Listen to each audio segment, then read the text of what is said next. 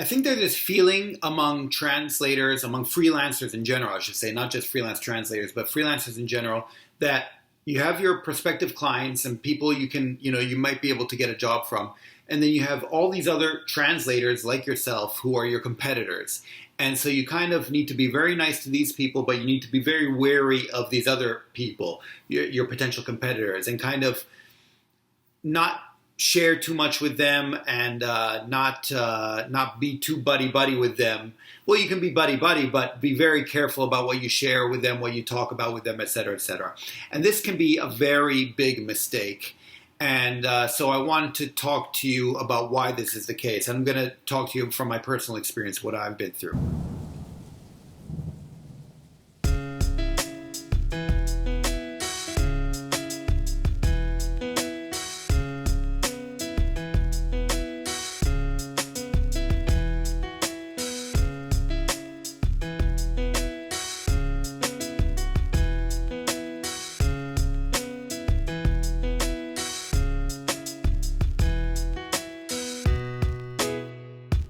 So a couple of years ago, and actually I talked about this, I think, way back when, in one of my first videos, I talked about this.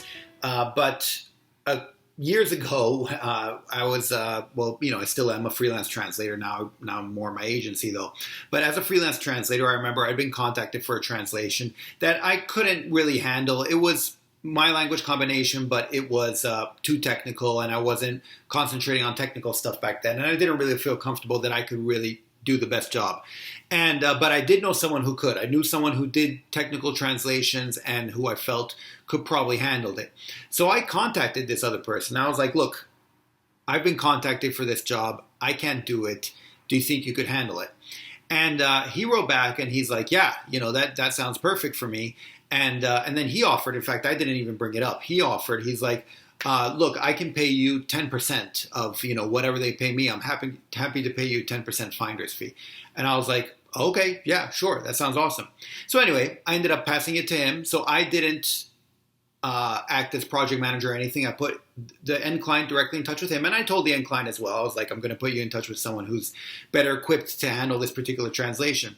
And then it worked out well. And in fact, once it was done, I talked to him about it, and I said it worked out quite well. We should, do stuff like this in the future. And he's like, yeah, sure. And in fact, we did. In fact, quite recently, he contacted me for another job. And this was more under the guise of my agency that I was able to handle it. Anyway, so I just wanted to highlight this because it shows a couple of things. It shows, first of all, that other translators can be very useful, even in a business sense, to you. And they can kind of pick up the slack for stuff you can't do. Now, look at what I could have done with this client. When they contacted me about this technical translation, I could have tried to do it anyway, in which case I probably would not have done a very good job, and it would have been extremely stressful for me. And I'm pretty sure they would not have been very happy, and that's it. That would be the last I hear of them. I might have been able to get paid for that job anyway, but yeah.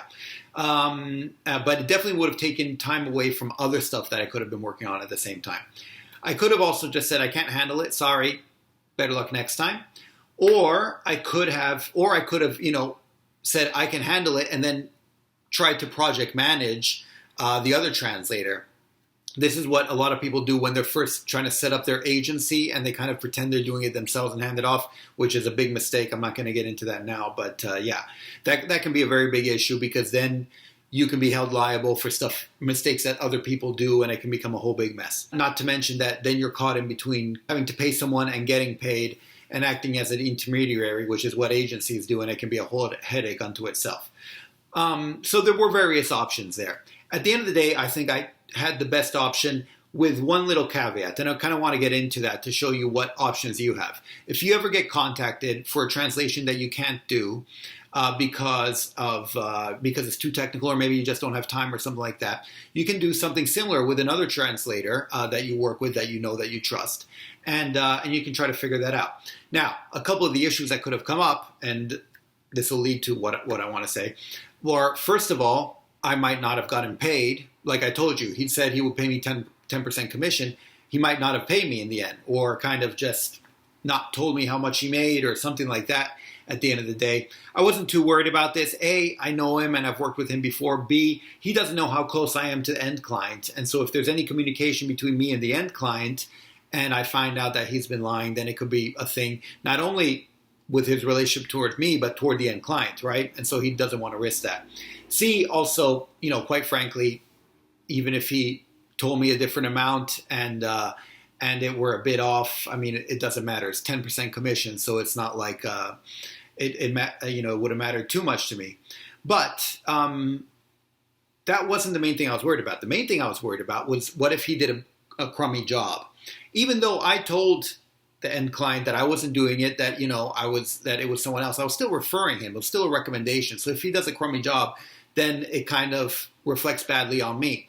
Now, luckily, I'd seen his work before, and I knew other people he'd worked with, and so I was pretty sure he would do a good job, which he did.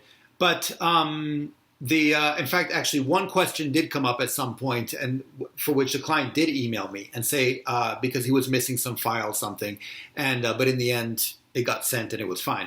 But that's the thing. If an issue does come up, even though you say I have nothing to do with it, you could still get contacted. So be sure whoever you're referring is someone serious and someone good. Don't just refer anyone, because your name and your reputation could be at stake. But another option that could be done, that you could do, is to double dip, quote unquote. You could contact this translator, and get your 10% commission from them, and you can tell the end client, be like, look, I can't do it myself, but I do sort of have a Rolodex of potential translators. If you want, I can go through it and find the right one for you for a finder's fee or something like that. And that way I kind of get paid by both. That way I need to make sure that they do a good job, obviously, but at least I get paid for that effort and for my knowledge and know-how. I didn't do this. I only thought about it later, quite frankly. Although then discussing it with some people, I'm not sure how often I would do that. It would depend on the particular case, on a case-by-case basis. But I did want to show you that it's available as an option out there. Now, the main feeling of trepidation that people have when they hand off a job like that, if you're a French to English translator, you don't have time for something, you say, oh no, I can't do it, but feel free to work with this person, is that they might say, oh, we really like working with the other person more, so we're not going to hire you anymore. And that's why people get very protective, and they don't want to put the end client directly in touch with another translator. My response to that is that if that's the case, then you should probably be doing better translations or be a better client, be a better vendor. If they already have a relationship with you and they leave that relationship to go with someone else, then either they're not a very good client to begin with because, they're rushing around like that, or B, you need to work on your offer itself. And that could be a good wake-up call that you need as well. But anyway, all of this is to say that your network of other freelancers who are in the same industry, even if they do the exact same thing you do, are always valuable. Not only for know-how, for sharing experiences, and for someone to commiserate with and talk to, but also in a professional level. And I see a lot of people trying to be very protective about their jobs and about their clients and stuff like that, and they don't want to share this information. And I just think that it can be beneficial to everyone involved if you are more open about it. I'm not saying you will always get paid a commission. I'm not even saying you should always get paid a commission. There have been other times when I've recommended someone else and that was it. And I didn't necessarily ask for the commission. This one was a bit different because it was kind of an ongoing thing and it was quite big.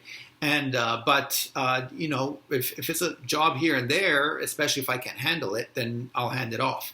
And having a network like that really helps, because if the end client knows that they can get in touch with you, and that even if you can't handle it yourself, you know who can handle it, and you have this Rolodex of people that you can contact for it, then that's valuable in and of itself, which means they'll probably contact you next time they have something. Even if you can't handle it yourself, they have faith that you can find the right person to handle it. So I just wanted to bring these up and give you guys a reason for not hating on other people like you and other freelancers, and of maintaining this close relationship, because it really can help out in more ways than one. I hope you find this useful, and I do hope that you find a way to share your experiences and to get closer to other freelancers, because I really do think that it's helpful in so many ways to have people to commiserate with and talk to, in addition to all the professional stuff. But that's about it for now. Feel free to share any experiences you've had along these lines, if you've referred other colleagues in the same way, and what your experience has been with this. I'd love to hear about it. Otherwise, I will talk to you next time. Okay, thanks. Bye. Savedum.